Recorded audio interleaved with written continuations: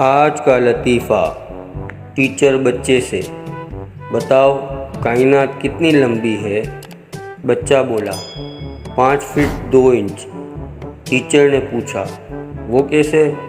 بچہ، وہ ہمارے پڑوس میں ہی رہتی ہے۔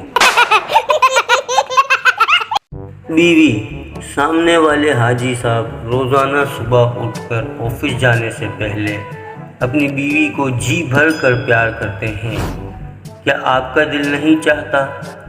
شوہر معصومیت سے بولا، دل تو بہت چاہتا ہے مگر کیا کروں، مجھے سامنے والے حاجی صاحب سے ڈر لگتا ہے۔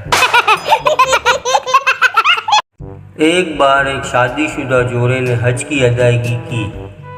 حج سے واپسی کے بعد کچھ ہفتوں تک بیوی نوٹ کرتی رہی کہ اب اسے حاجی صاحب میری جان، چندہ، ڈارلنگ اور سویٹی وغیرہ نہیں بول رہے۔